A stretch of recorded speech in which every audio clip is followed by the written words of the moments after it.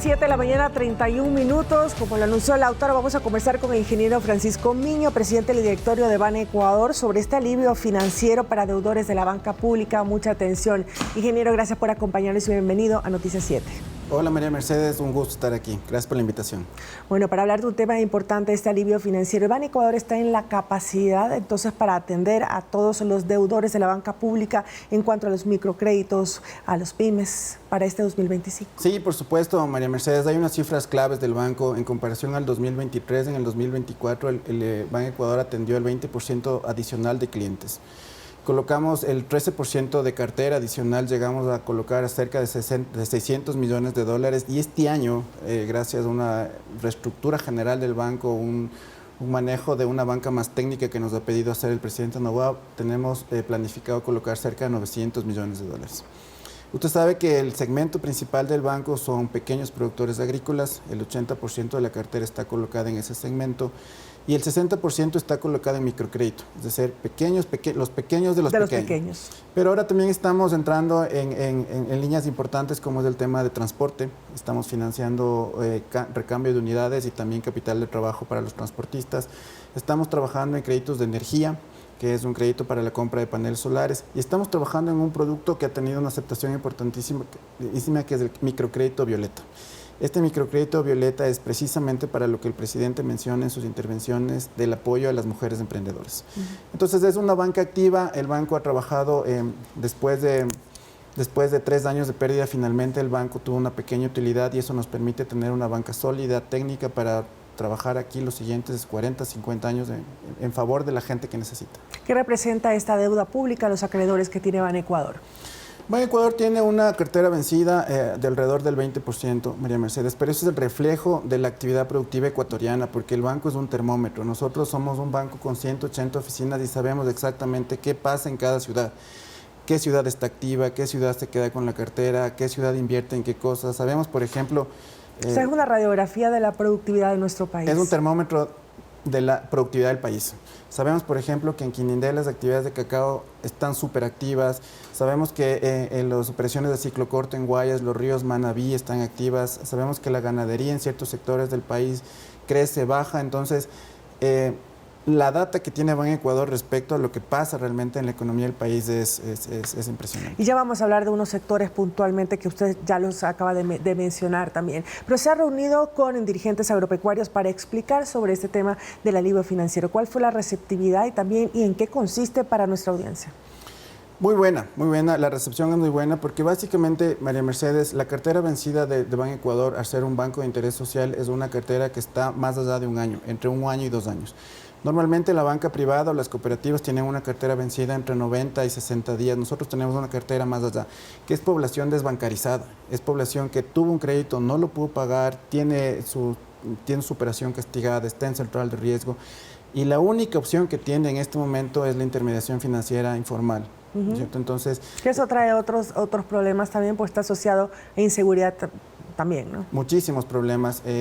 Lo que hacemos ahora a pedido del presidente es un proceso de alivio financiero que es remisión de intereses. Y esto quiere decir, se aplica para toda nuestra cartera, para nuestros clientes que tienen deudas de menos de $20,000, lo que le pedimos es que nos paguen el 10% de capital, la diferencia la refinanciamos y todos los intereses y gastos legales que se generaron hacia atrás se perdonan. Para nuestros clientes de más de $20,000 les pedimos que nos paguen el 25% de capital. Esto se activa en 2 fases. Nuestros clientes tienen que presentar una solicitud hasta el 28 de febrero. Es decir, hasta el próximo viernes. Hasta el próximo viernes. Ya hemos tenido el recorrido, ya se han presentado muchas solicitudes, pero les llamamos a nuestros clientes que se acerquen al banco y simplemente presenten la solicitud. Y tienen plazo hasta junio de este año para conseguir el capital y activar el mecanismo. Entonces tenemos muy buena aceptación a nivel nacional. Nosotros tenemos una cartera improductiva de cerca de $300 millones y pensamos que esta cartera improductiva va a bajar por lo menos en $50 millones, es decir, va a haber un impacto importante. Para el banco, María Mercedes, pero para la gente.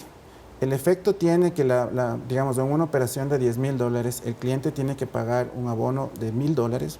Con los $1,000 nosotros le refinanciamos los $9,000 al plazo que el cliente necesite en función de su actividad, si es productor de maíz, de cacao, de palma.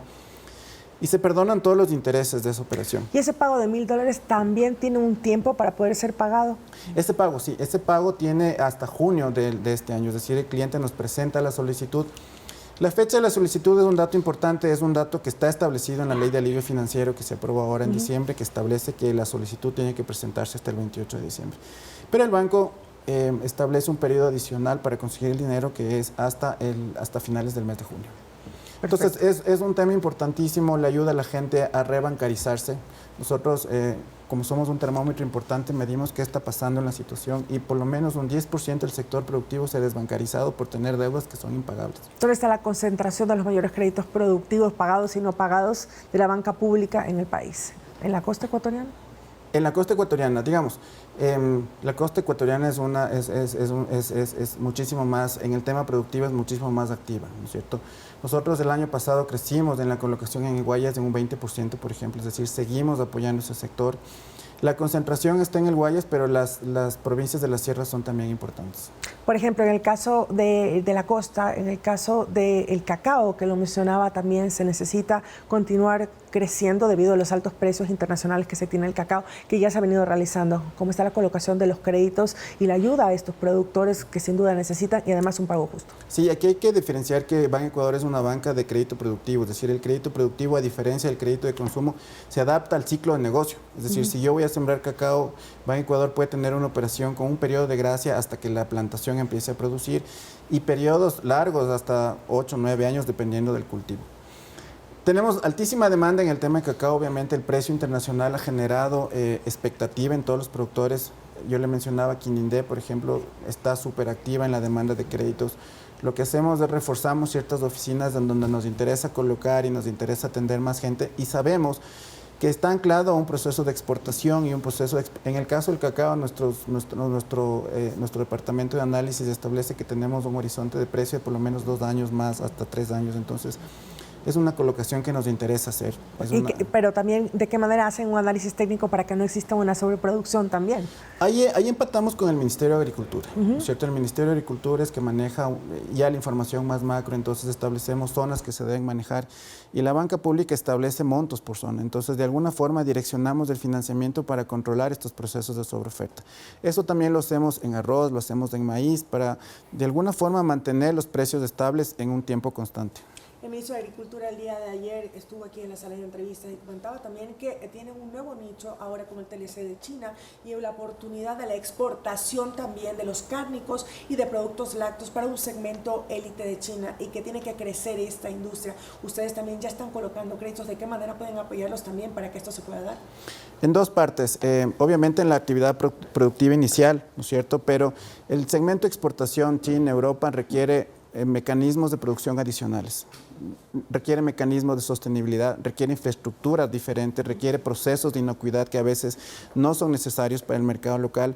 Entonces el banco apoya el proceso productivo, pero también apoya el proceso de certificaciones, el proceso de sostenibilidad, el proceso de insumos orgánicos, el proceso de una producción sostenible para el mercado de exportación.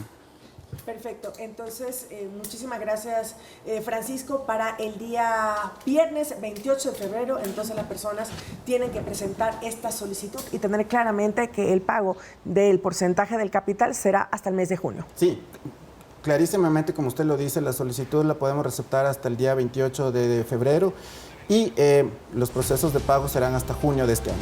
Francisco, muchísimas gracias por acompañarnos. Hemos conversado en esta mañana con el ingeniero Francisco Miño, presidente del directorio de Banco Ecuador, sobre el alivio financiero. Más información también en la plataforma del Banco Ecuador. Gracias. Buenos días.